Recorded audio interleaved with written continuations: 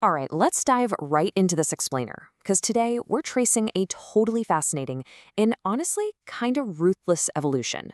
We're going to look at how a platform that started out as a super basic video host has systematically mutated. It's literally shifted its entire DNA to become an absolute powerhouse of artificial intelligence. If you really want to understand where digital media is heading over the next 5 years or so, you absolutely have to look at what this platform is doing right now. So the question we really got to ask ourselves is this. How exactly did three former PayPal employees, Hurley, Chen, and Kareem, take a simple internet domain registered on Valentine's Day back in 2005 and transform it into this massive, globe-spanning AI addiction machine? Because, it didn't just happen overnight. It was a highly calculated series of phases. Section 1, The Humble Beginnings. What's really wild here is just how insanely fast the platform evolved. We start out in April 2005 with this single, grainy, and let's be real, pretty awkward video called Me at the Zoo. But then just leap forward to 2007. The Partner Program launches. That introduces ads and basically turns a hobby site into a massive creator economy practically overnight. Fast forward a bit more to 2011, and they're launching YouTube Live. By 2012, the app is literally pre-installed on iOS and Android devices after the Google Video merger. To put that into perspective, in just 7 short years, they went from awkwardly talking about elephants at the zoo to completely dominating the mobile devices in our pockets and monetizing this massive global creator base. Section 2. The Great TikTok War. So that early dominance, it eventually slammed into a massive roadblock, building into this all-out existential defensive war. The platform just started rapidly throwing things at the wall, launching and killing features left and right to fight off TikTok. Let's look at the timeline. September 2020, they announced the Shorts beta in India. By December 2021, they notoriously removed the dislike count. And then the casualties really started piling up to, clear the deck and force Shorts everywhere. YouTube Go, killed in August 2022. YouTube Stories, shut down in June 2023. They even threw in 75 free playable games right inside the app by May 2024, just trying to keep you from leaving. And by October 2024, they extended Shorts to 3 minutes. It's honestly a perfect picture of a platform acting out of pure desperation. Human curation just couldn't keep up with TikTok's algorithm, which is exactly why shifting to this AI-driven, forced short-form model became their only real path to survival. Section 3. The New Era of Limits. But what actually happens when a platform pushes endless short-form content just a little too far? Well, by April 2026, the source data points to the introduction of a 0-minute limit feature. And this literally lets users completely block the Shorts feed on the mobile app. Just think about the irony of that for a second.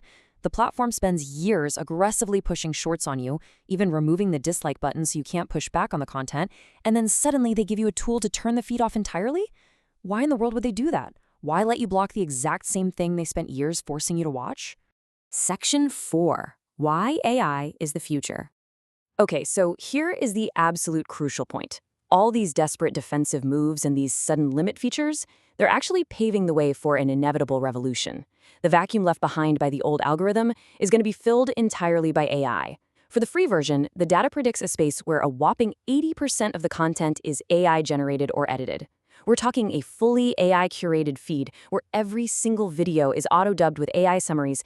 It's basically going to be an AI-generated wasteland. But contrast that with the premium version, a human-only feed.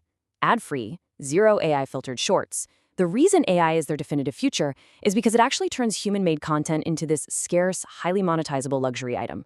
You're literally going to have to pay a premium subscription just to skip the AI and see content made by actual real people. And the AI integration goes way further than that. The source material highlights a major shift.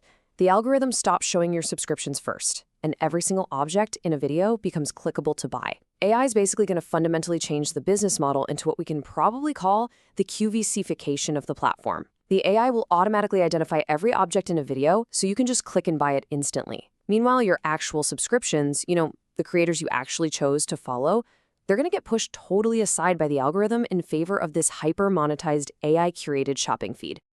Section 5. The Oppression Loop.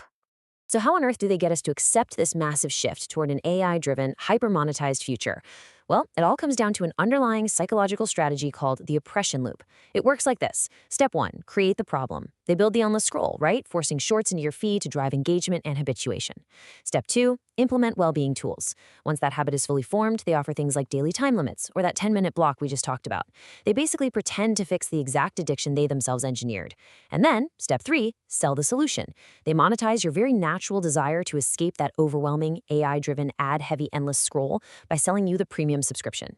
As the source notes, it's a brilliant, if utterly ruthless strategy of creating a problem just so they can sell you the cure. This entire evolution, going from an awkward video of a guy at the zoo to this sophisticated, algorithmically driven shopping network, it leads us to one final, very real question.